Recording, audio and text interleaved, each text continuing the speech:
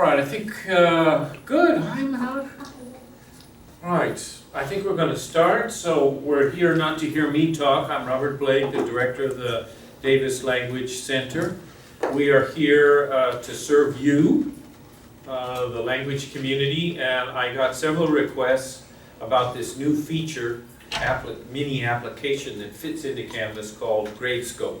And so I thought, why don't we turn to one of our expert presenters, Steve Faith, and see if he has some availability to come and talk to us about that.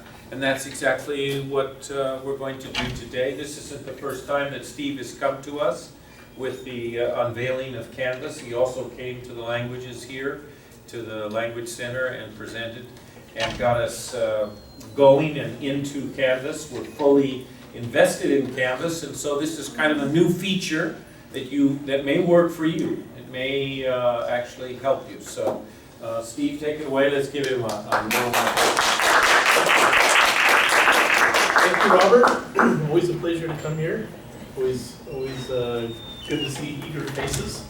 And I hesitate to call myself an expert. My dad, growing up, used to have this joke. Now you have to turn your clock back a long time before the internet, but he used to say an expert was a damn fool with a briefcase 50 miles from home. Yeah, anyway. So now it's a damn fool with an iPad? yeah, exactly. Yeah. Quarter mile from their office. Yeah. So I just know more than the average bear. So this is exciting. Gradescope is a product that we lobbied the provost to provide funding for, which they did. And Gradescope is a bunch of different things to different people, but it is licensed software. There's nothing that you have to do to install it. It's already installed in Canvas. It was first piloted in the College of Engineering, and that's because some of the primary uses for Gradescope are in STEM fields, but that doesn't mean that it has to be STEM. Primarily people in mathematics and statistics were looking for ways to more quickly grade exams and homework. Gradescope was written by a couple of graduate students who were TAs at UC Berkeley.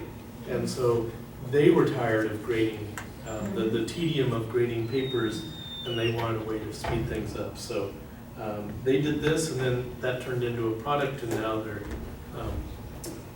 driving more expensive cars than I am. So, if you have used Canvas's SpeedGrader before, it is similar in concept to SpeedGrader in that you move through students and you grade their submissions, and you can mark up their submissions if you want. We'll talk at the end about when you might want to use SpeedGrader and when you might want to use Gradescope. It's optimized for things like exams, quizzes, and homework that are submitted on paper. Yes.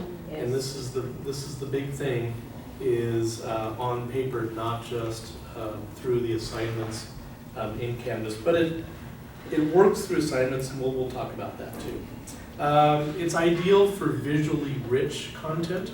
I have a student who he was an employee, but he had to leave because he graduated, and they only let you work for a certain number of weeks after you graduate. But he double majored in Japanese and chemical engineering. But I showed him this, and he's like, "Oh, this would be great for grading Japanese stroke sequences," which I know nothing about, but he did, and he thought it'd be cool for that. And it works well on material where you expect consistent answers. And I say consistent answers only because there's a feature, it's artificial intelligence built into Gradescope, that it will, if you wanted to, attempt to group similar responses from students into groups. So if they look the same, it will put them in the same group. And if they look the same, they may be the same answer, and so you can grade all those answers at once, which is kind of nice. It's an excellent solution if you have multiple people. I don't know if this is true for language classes, but if you have a 500 student chemistry class, you have an instructor, lots of TAs, lots of graders. They can all be working on grading exams simultaneously, even the same student. So somebody can be grading different answers within the same exam at the same time. And we talked a little bit about artificial intelligence, and there is that feature there too. So where are we with Gradescope? Fine print, I know you probably can't see that very well, but what it is we started here on this campus way back in spring of 2014 with one class, and it kind of grew, and it had this grassroots thing, especially within I mentioned the College of Engineering. And so we see this. We installed it into Canvas and did our best to inform the campus as best we could. And so now we have 100 for fall. Currently, we have 123 courses using SpeedGrader, which represents a total of 34,000 students and 650, well, this is total, right, not just fall, 656,000 submissions that have been graded with Gradescope. All right, so we have help available for Gradescope. The primary place to go is help@gradescope.com. They don't have a phone number. Well, they do have a phone number, but they prefer to get questions via help, and they will respond directly to you. It's not a ticketing system. They're not a giant company, but they are. The person that manages the help at Gradescope calls herself the happiness manager. So I think that's probably a good sign. We have a couple of articles we've written for the knowledge base, and I'll show you that when we're done with the presentation. You can go in there, one's for faculty, one's for students. Gradescope.com/help, and this is all within the help within Gradescope, so I encourage you to explore this. And also, Gradescope.com/help, you'll find lots of different videos about lots of different aspects of Gradescope. They're a little disjointed in that there's not a specific workflow, but there is a link there called Getting Started, and it will kind of walk you through Gradescope. And then lastly, if you want to talk about Gradescope, if you want to talk about how it might be useful in your course, getting started with it, whatever, that last URL is the place that you can go and make an appointment with me. So I put up my available hours, and you can just go in and grab an appointment block with me if you would like. All right, we also have a mailing list on campus, so if you would like to join the mailing list to hear about new things with Gradescope, when they change the software, when we do things with Gradescope here, learning opportunities, things like that, you just send an email to simpa@ucdavis.edu. In the subject line, you just put subscribe, space Gradescope, space first name, space your last name. Pretty simple. And you'll get an email right back that you've been subscribed. All right, so what I wanted to work through just in slide form here is kind of a workflow, which I think is missing on the Canvas help site, about how you go through the process of launching Gradescope, of creating an assignment, of grading an assignment, and seeing what it looks like back in Canvas. So, first of all, because it is focused on paper, you're going to need to scan those papers, with the exception of homework.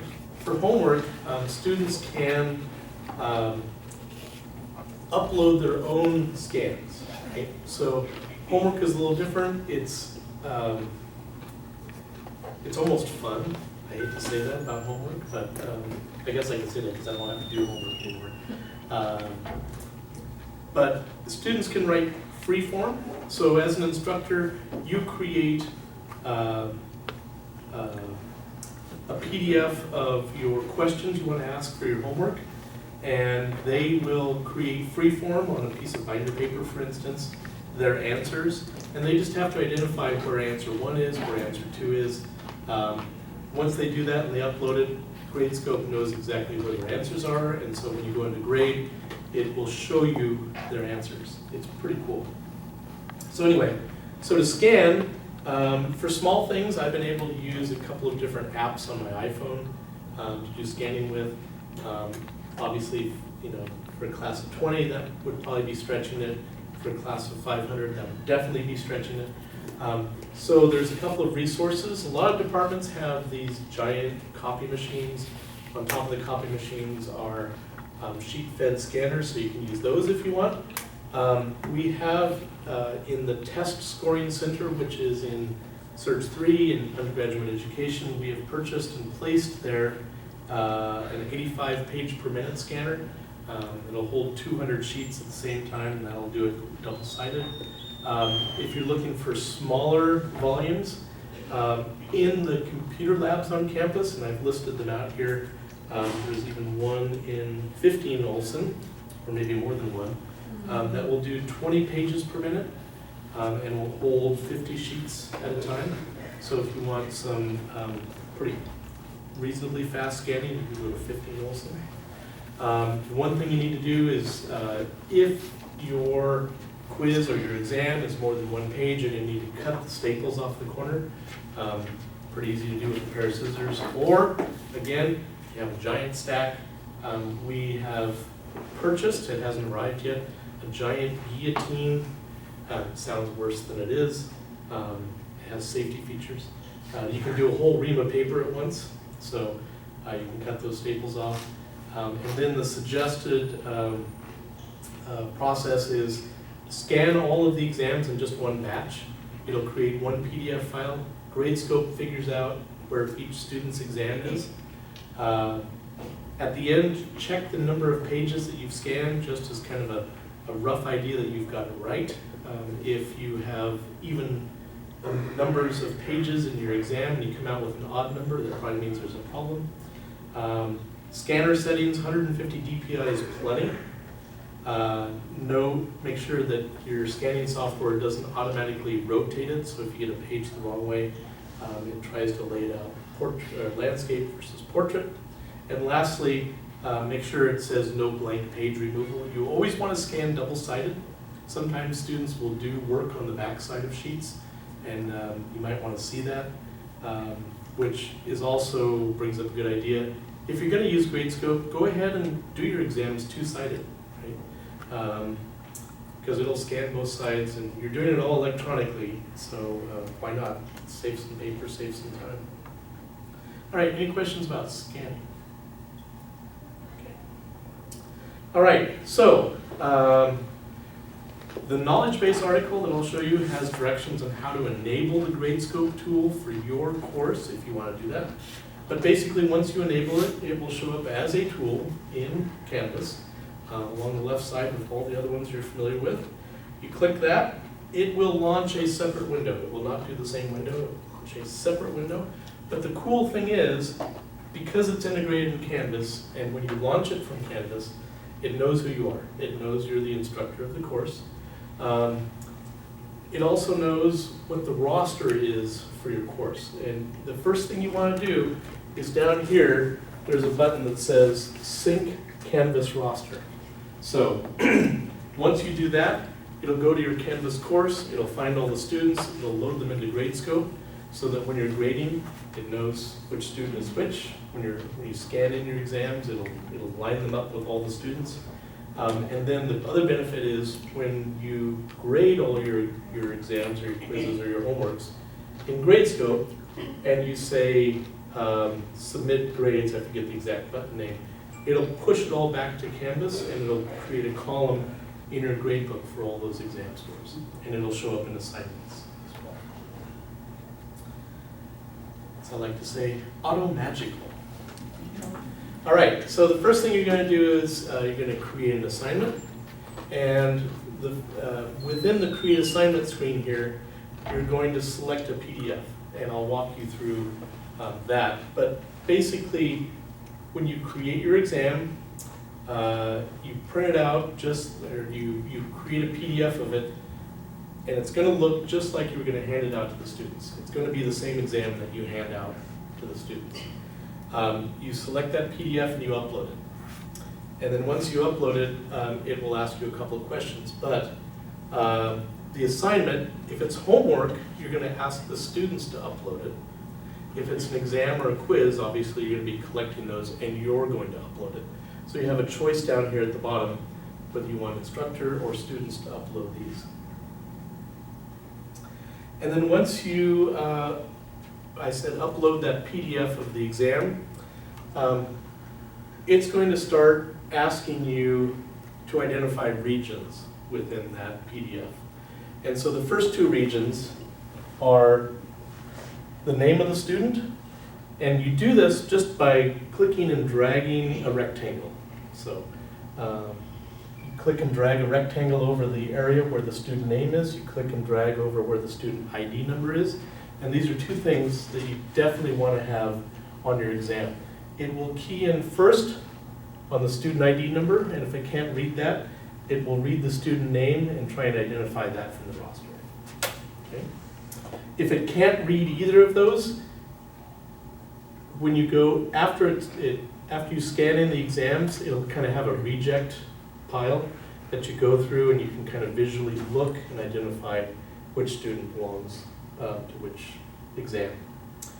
And then you're going to go in and you're going to create, you're going to identify the regions for the questions. So this is a test I made just for fun on hand anatomy. So then, after you've identified all the regions for all the questions, you're going to scan and you're going to manage those scans. The nice thing about Gradescope is the left-hand side here is context sensitive.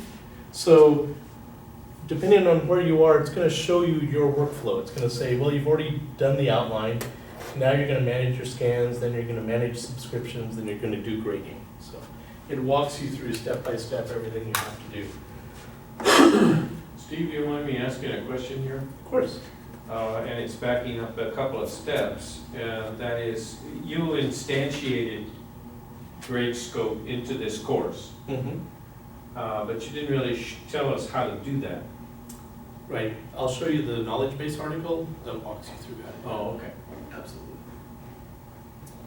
So it's not just, it's a little more complicated, huh? Not really. If you've turned on different tools before in Canvas, it's the same thing. Okay. Yep. You had another question about? Yeah. Can you walk us through how to activate the Gradescope right now so we can like follow? Sure. Because right now we can't do anything about that. Yep. Thank you. It's a great suggestion.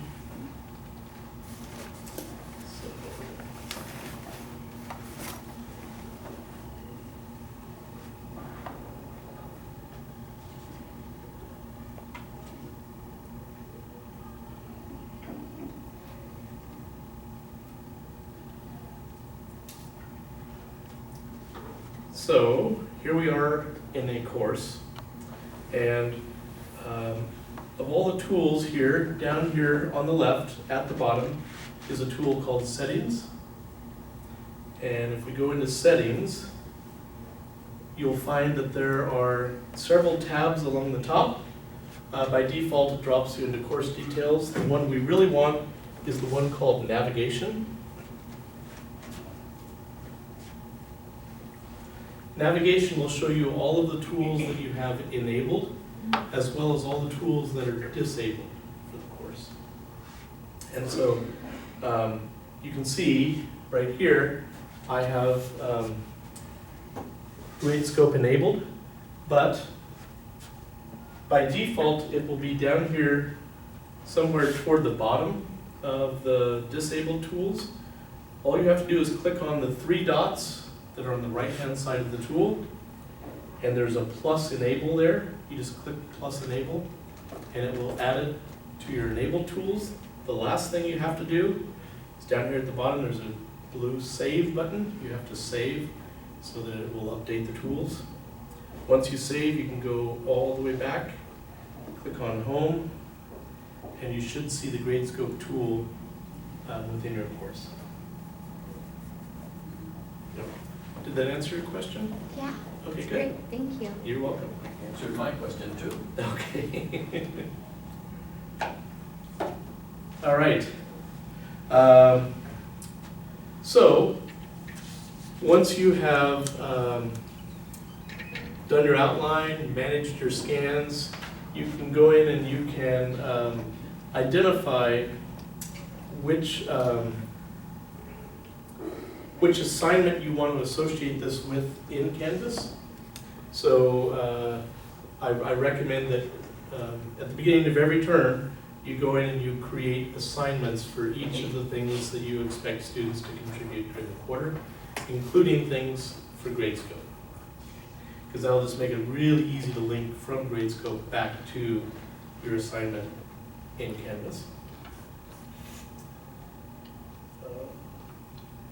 And that's with the link button, that's right. Oops.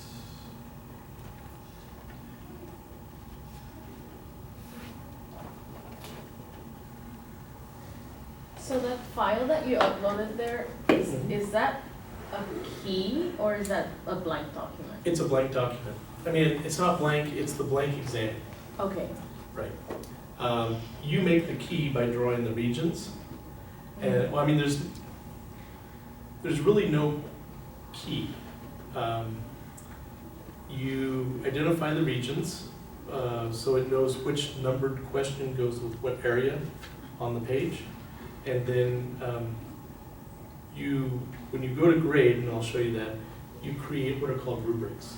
And you create rubrics by saying, this one is full credit, you know, everything there is absolutely correct. Verb matches the noun or whatever. And then that would be however many points you wanted to assign to that. And then if they got it partly right, that would be a separate rubric. That might be half credit. And you can have as many rubrics as you want. You can even have sub-rubrics if you want. You can write out descriptions for each of those rubrics that help students understand why they got full credit or why they got partial credit.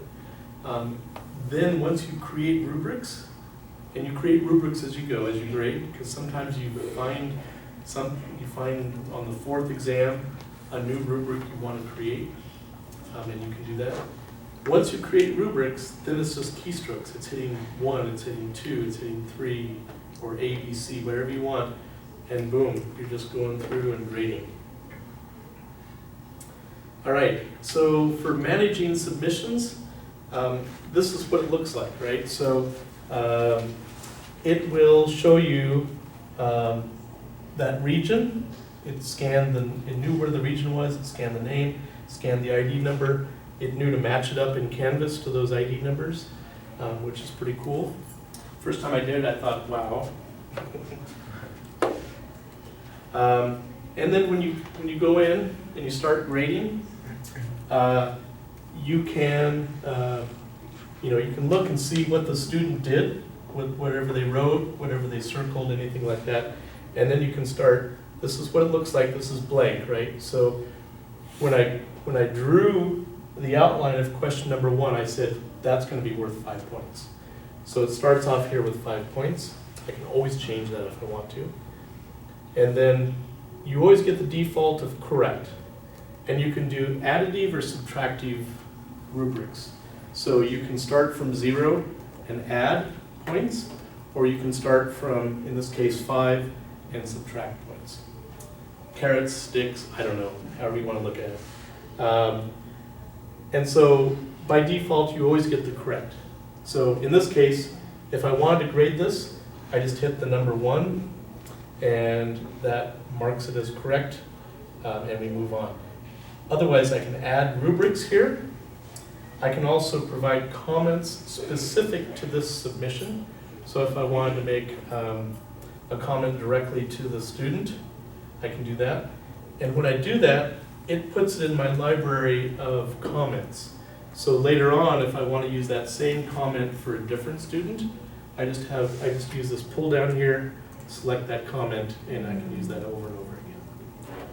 So that library of comments is limited to a specific question on a specific exam. Is there any way that you can export that library? Do you have access to it from other questions? Right, great question. Andy Jones asked the same question of Gradescope, and they said, no, but that's a great idea, we'll take that back Okay. and try and incorporate it in. The nice thing is, being a small company, they can do those things. But at the moment, it's just. Correct. Yeah, absolutely. And then, the workflow is, you just say next ungraded, and it's gonna take you to the next question, maybe the next student, maybe question 3 on the 3rd student, because if you have a team of people grading, it's just gonna take you to the next thing that needs to be graded, right, until you're all done. It will show you the progress of grading, so you can see here, for the first 2 questions, those are all 100% graded, and who graded them, right? So, in a nutshell, you can see where you are. You get some rudimentary statistics about at the end when you've graded everything, or during grading for that matter, to see how people are doing on questions. It's not amazing, but it's kind of back of the napkin sort of stuff to see, am I making good questions? Are the students really responding to these questions in the way that I wanted them to? And last, there's a button that says post grades to Canvas. And when you do that, you get this, and you click the button that says post grades, and you're basically done. You can, at that point, you can also have a choice of composing an email to students, and that email will come from Gradescope. Alternately, you can go into Canvas and send messages that way if you prefer. And then coming back to Canvas, there's no magic here, it's just showing you that they do actually show up within Canvas. All right, so the student view, obviously, is going to look different. Students get to log into, or get to click on Gradescope. They get to see what their submission looked like. By the way, one of the marvelous things about Gradescope is, if you grade an exam and you turn it back to students, and then the student takes it home and they scribble something out and they mark something else and they bring it back and they say, hey, I think you graded this wrong. This is a permanent record. That doesn't change. Students can request regrades. You have the option of turning that feature on and off if you don't want to do regrades. If it's just a homework and you don't want people quibbling over a quarter point at the end of the quarter, you can just turn regrades off, but alternately you can have them on. So it's pretty cool. You don't even have to give students back the exams if you don't want to, because that's sometimes a hassle. It's just they have a permanent record of their exam or their homework right in Canvas.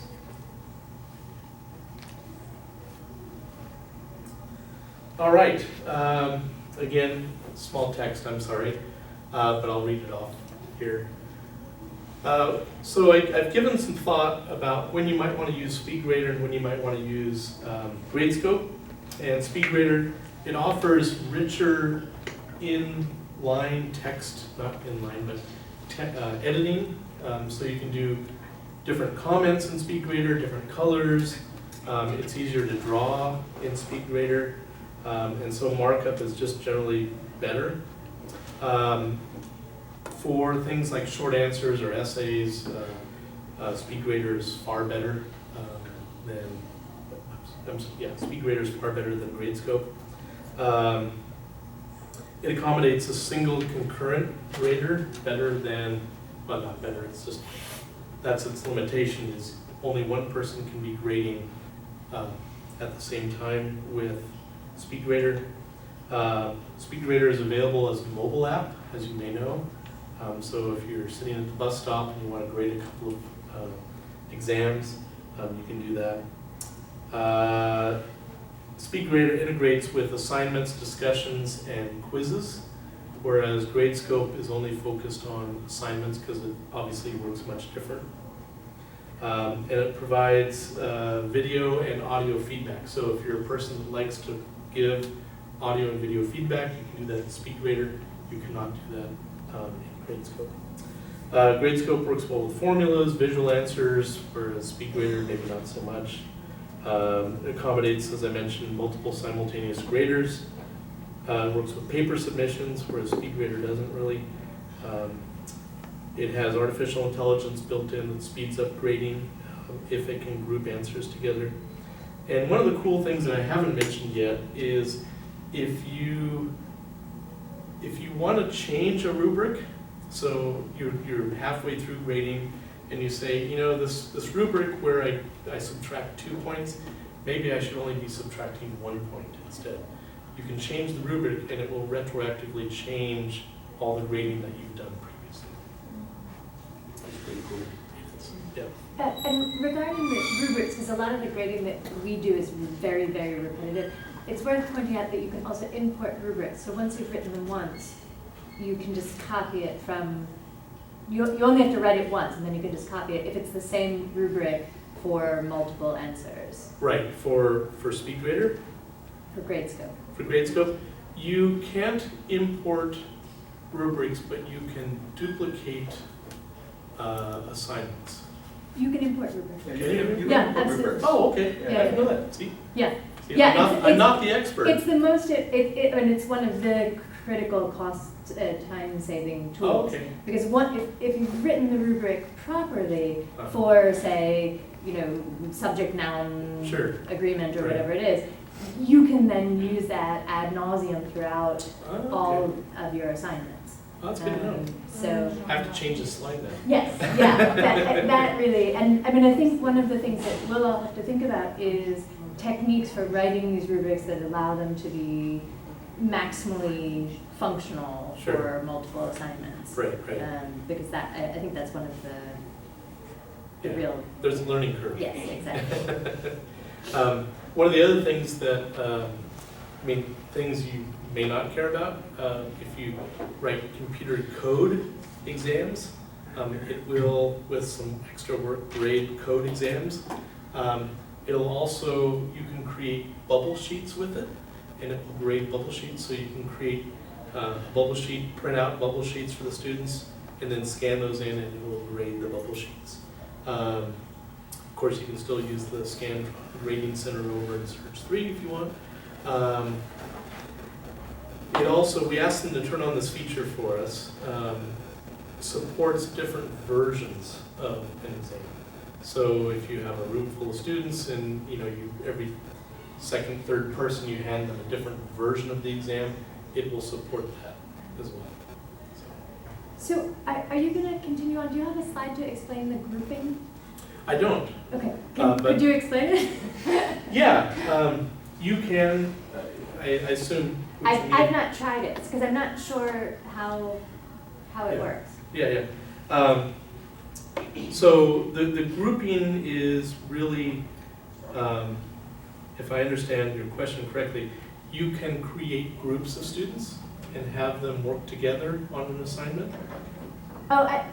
No, what I'm asking about is the grouping of answers. So my understanding is that Gradescope will Oh, yeah, the artificial group intelligence. the Right. answers for you so that everything that's the same goes Right. together? Right. So you can grade them all with one keystroke? Yep. Probably the best way to do that is if I can show their video. Let's see here.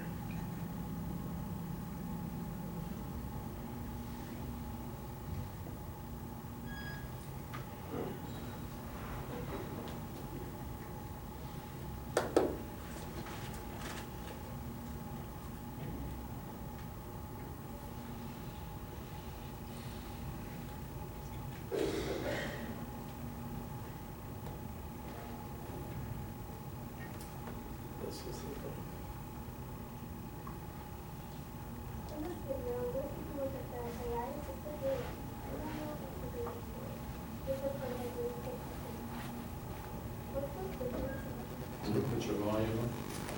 where we can, where did it come from? Here somewhere.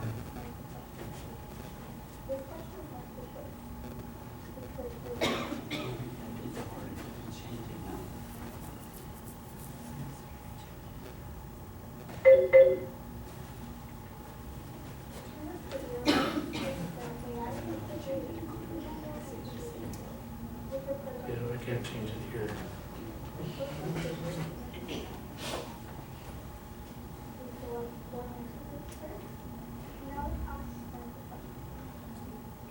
Don't you have buttons on your thing? I do, but it doesn't do anything. I think because it's hooked up to the HDMI. You have audio out here? I have a way to, No. MIDI,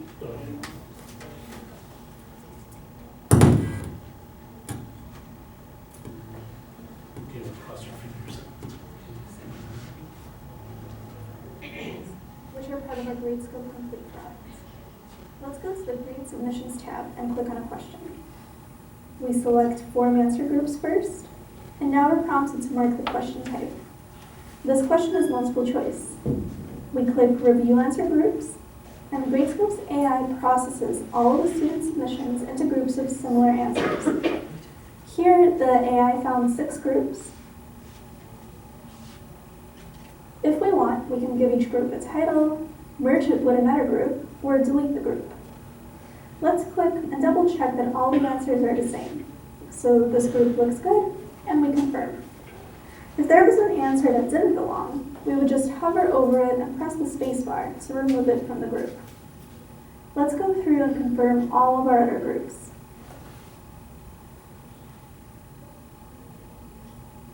Alright, now all of our groups are confirmed. Here we see the one answer that we removed earlier. We can assign this answer back to the correct group by clicking and dragging it. And now we're done grouping, and we can click Grade Answers. We see that we're now grading the first group, which has 4 submissions. Groups will appear in order of group size, with the group that has the most submissions appearing first.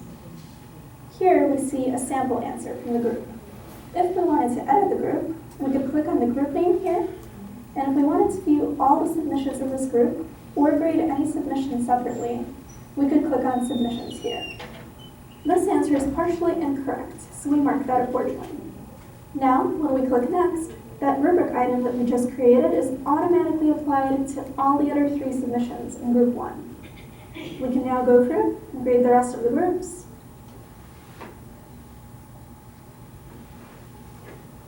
And that's it. With only a few clicks, we just graded 20 submissions. Let's try grouping and grading another question. This question is a fill-in-the-blank math question, where students wrote a mathematical response in a fixed answer region, like a box or line. Here, the AI sorted all student answers into 2 groups. If the groupings ever seem inaccurate, we can improve the AI's accuracy by editing the location of the final answer area, which would reprocess the groups. In this case, however, it seems that the AI did a good job, and we can quickly review these 2 groups to compare. Now that we've confirmed those 2 groups, we can see that there were 4 answers that couldn't be grouped. We can drag and drop this 20 into Group 1, and we can put these 2 blank answers into a new group. Let's leave this one answer ungrouped. When we click Grade Answers, we'll see that we'll be grading 3 groups, followed by 1 ungrouped answer. So we can quickly go through and grade. Here's that one ungrouped submission at the end, and we're done with this question. Finally, if we want to grade a question that does not match one of the suggested question types, such as this geography question, we can select manual grouping. We can now look through all the submissions and group similar ones together ourselves. So let's select all the ones that have South Dakota shaded, then click Create a Group, and give it a name. Let's create a few more groups. She's very fast. From the Edit menu here, we have the option to edit the group name, merge 2 or more groups together, or delete a group. And that's it. Once we're done grouping, we can proceed to grading each group just as we did earlier. The person's name is Olga. She is the happiness manager. So did that kind of give Yeah, you an idea? so it's either fill in the blank, sort of short answer, multiple choice, or do your own grouping. Yeah, it'll do anything. And with the But obviously, if it's a paragraph, it's going to have Right, trouble it's not gonna- recognizing. but with the short answer, so the 20 obviously works for numbers, presumably works for English letters. Does it work for non-English know. writing? I don't know. I'm pretty sure it looks for patterns. So Right. the answer Maybe. is maybe. Okay. But yeah. But the other part that I was going to talk about with groups is if you want to assign something to a group of students, you can create groups of students in Gradescope, and then they can come up with a submission. Whatever they submit is what gets graded for that group of students.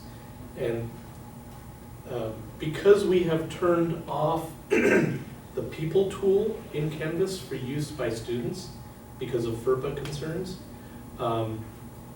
students cannot assign themselves into a group in Canvas. So the instructor actually has to assign the group of students. But my understanding is that in Gradescope, students can self-assign groups if they want, if you allow them to do that. So it's a Canvas loophole, if you will. Yeah. So, I have a semi-related question. yeah.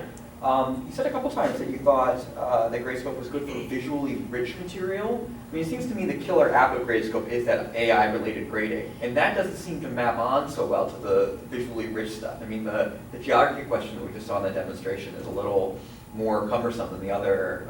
Well, I say visually rich because one of the example videos they use is calculus formulas. Oh, I see. Fairly sophisticated. Okay. And I know it's not going through and actually identifying mathematical symbols. So it's looking for pattern matches of things, which is why I think maybe it would work good for non-English. Okay. But yeah, I mean, they have that math entry, which looks like it would be great for anything Right. calculus related. Right. I mean, I guess I would say try it. And anybody in here that uses it and has an aha moment or a darn it moment, I would love to hear from you too, because I'm collecting stories.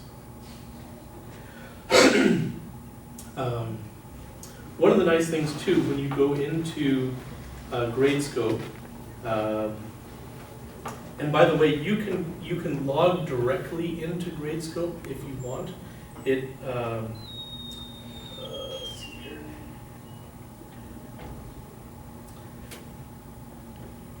So this is Gradescope from your dashboard. Let's see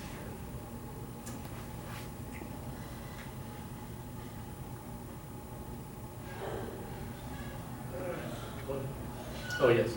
So when you first come into Gradescope, it'll show you all of your courses, and by default, it will populate your Gradescope instance with Gradescope 101 and Gradescope 102. These are sample courses that have dummy data and so forth in them, so you can go in and you can play around. You can do grading in there, you can change rubrics, whatever you want to do in there. They're not real courses. And then this one is the one that you saw me using to show you how to enable the Gradescope tool so it knows about this course in Canvas as well.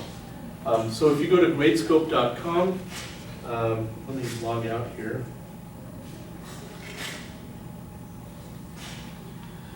So if you go to gradescope.com, you see this, and there's a login button in the upper right-hand corner.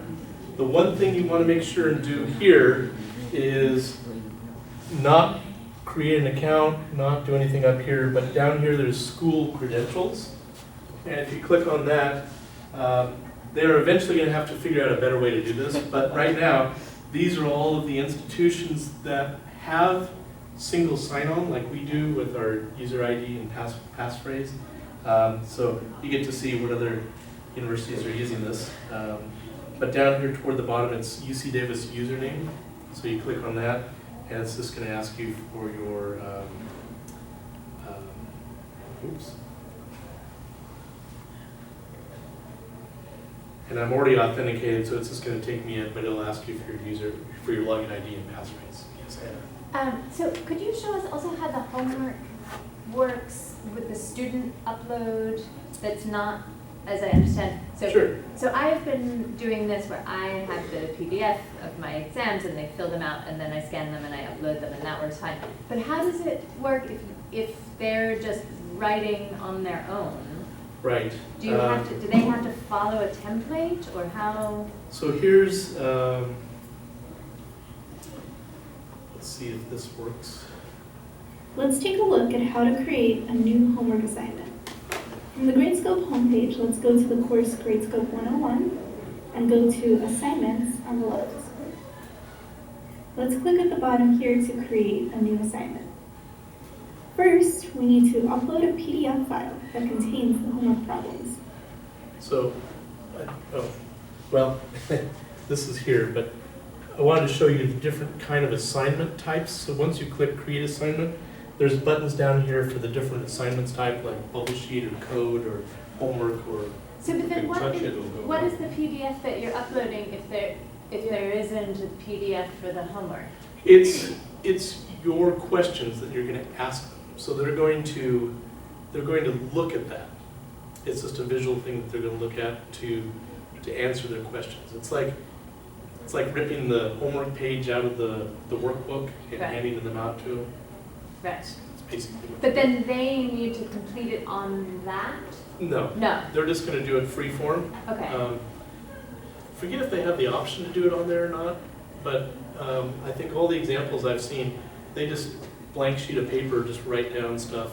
So if it's from a textbook, say, you say do assignment X, you could do a PDF scan of the page and upload that, and then just okay. Yep. The homework looks something like this. It has 3 textbook problems where students answer on a separate piece of paper. All right, let's upload this PDF and we'll give it a name. Since this is a homework assignment where students will be submitting their answers rather than an instructor, I click on Student here. Next, we choose a release date and a due date. If we'd like students to be able to submit after the due date, we can check Allow Late Submissions here and set a late due date. Submissions uploaded after the late due date will be marked as late in the grading interface. Next, since we're not explicitly having students write their answers in fixed regions, but rather they can write them anywhere on a separate piece of paper, we choose the second option here, which is PDF or images. And lastly, we can choose to enable group submissions. For more on group submissions, check out our video on creating group assignments. We click Next, and we'll move on to the creating an outline process. Here, we see the PDF that we just uploaded on the left, and on the right, we have the blank outline. So let's begin by adding our table of contents. We'll create a new question here, Chapter 1, Exercise 3. The second question is a little different because we have 2 sub-questions. We can easily do that. We just create a new question here, Chapter 1, Example 7, and we'll create a sub-question here. The sub-questions will be titled Part A and Part B. Lastly, we have Chapter 2, Example 5. Don't forget to change the point values to what you want them to be. Here, I want all the questions, including the sub-questions, to be worth 4 points. Now, we can save the outline, and we're all done here. Student submissions will be populated here as students begin to submit their work via Gradescope Online. So from a student standpoint, do you want to see that as well?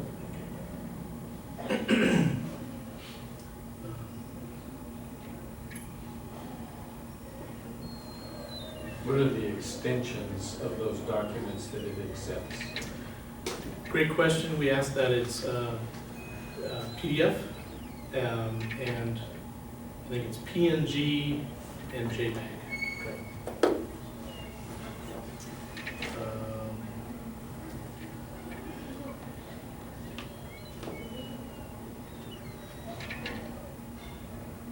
In this video, we'll cover how to submit a homework assignment as a student.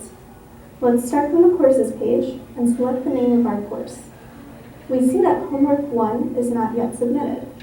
We also see the release date, the due date, and how long we have left to submit this assignment.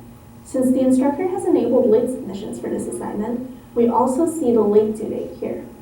Note that submissions uploaded after the due date and before the late due date may be subject to penalties as determined by the instructor. Alright, let's select homework 1 and we're prompted to submit. We are going to submit a PDF. We select the scanned handwritten version of this assignment that's saved on our computer. Now we upload this to Gradescope, and because it's a variable length assignment, we're prompted to match which page corresponds to each of the questions from the homework. This is based on an outline that was made by the instructor before the assignment was released. Oh, so the We can students, select multiple questions by using the Shift key, and we can zoom in, rotate, or reorder the pages. In this submission, question 4 is on the second page, so we mark that accordingly. We click Submit, and we're done. On the right, we can see the assignment outline and point values, and on the left, we can see our actual submission. If we want, we can reselect the pages, download the submission, or resubmit as many times as we'd like before the deadline. On this page, we also see the status of the homework, which is still ungraded, and we'll come back to the View Submissions page when reviewing the graded assignment.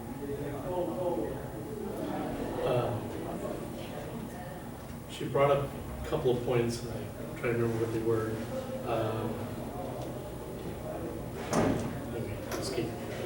Anyway, you get an idea about, that's the free form.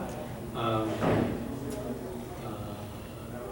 I think you can also do the same kind of a thing you do with exams and quizzes, which is to find regions for the students to submit into.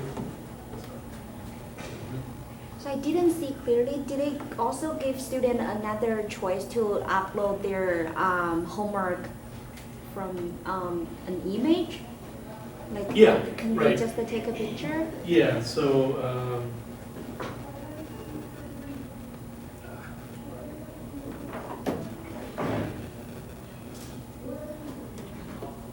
well, anyway. From my homepage, let's select.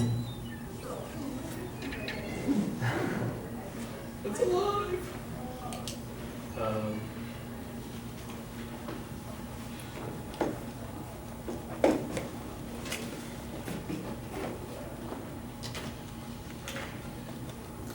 All right.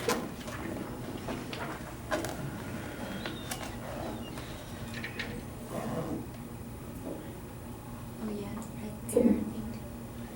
Right, so on the right is PDF, on the left are images. Alright. and the image one they can do on their phones, Yeah, right? It's got the app on the phone so they can do it that way. you can imagine, no, there's no, well, there's no mobile app for Gradescope. Oh, We asked them about that, and they're like, no, it's all web-based. But, you know, whatever workflow they use to get an image from their phone to their computer, whether it's iPhoto or whatever, they can do that. So can they submit through Canvas? No. No, the has to be this workflow. If you're giving them the assignment in Gradescope, the submission has to be through Gradescope. Oh. So will they eventually shake hands with the assignment tool in Canvas? Well, it does now. So it knows when you create an assignment in Canvas, you can link to that assignment in Gradescope. But let's say a student uploads a PDF to the Canvas assignment, it doesn't know about that. Will it eventually? I don't know if that's a priority. So what does it know about the assignment? It knows how much the assignment's worth. It knows who the assignment has been given to, and it knows to pass back the information, the grading information from Gradescope back to that assignment so that it can get into the grades tool properly. But you still have to scan it and upload it. Right. And so if the student, for instance, went into Canvas and they looked at that assignment, it would tell them that it's been submitted through Gradescope. So they could go to Gradescope then and upload their PDF. Right. Because it's an integrated tool with Canvas. Okay. Can they go to a website and then submit the image to that website? They can. They Yep. can. Yep. But personally, if I were an instructor, I wouldn't tell them to do that because I would tell them just use Canvas because then there's no possible conflict if they went to the Gradescope website and they decided that they were going to make a separate account and submit it. It's never going to match their university account. The folks at Gradescope will merge accounts if you ask them to, but it's just one additional layer of abstraction for them. So from the student point of view, they would also go to the tab in the course menu that says Gradescope. Exactly. And you'll have a friendly title that's almost the same as the Canvas assignment. Yeah, they don't even have to know. They click on Gradescope in Canvas, and it shows them, just like right here, it shows them a list of their assignments, right? And it might be from different courses, but they just, they will know. It'll say which course it's from, but here is their list of assignments. And here's their option to do Right. either a PDF. Some of these may be completed, some of these may be yet to be submitted. And they can go in from their interface and request regrades or review the material or whatever they want. I don't know, I'm very impressed with the tool, and it usually takes a lot for me to be impressed with new educational technology. I have one last really petty question. Ooh, petty questions. Yes. Do you have any sense of what shades of non-white paper work well with Gradescope? I tried pink and green, and it worked much less well than with white. I don't. I know, being old school, when I went here, if you subscribed to classical notes, they would print them on red paper, so you couldn't take them to a copy machine and copy them. But these days, scanners are much different than copy machines. I don't know. That would be a good experiment. Or you could email help@gradescope.com. Exactly. Ask them your petty question. I would say that was better than petty. Any other questions? Anything anybody would like to know? I was wondering if there was a way to have an end date for accessibility for them to see the assignment. So if this were like theoretically a final exam or something that we don't want them to be able to hang on to for forever and possibly show other students what the exam is like, is there a way to hold it out for a week or two but end it there? Yeah, I don't know. I mean, personally, the student rights activist part of me says they should always be able to see their work. But I get what you're saying. They do have the option in Gradescope to download their work. So if they want a copy of their exam or their homework or whatever, they always, you can't control that. They always have the ability to do that, which I think is fair. But turning off assignments after the fact, I don't know. That's a good question. I'd be happy to find out, or you could email help@Gradescope. Great question. Anything else? I think we're at our time, right? Okay.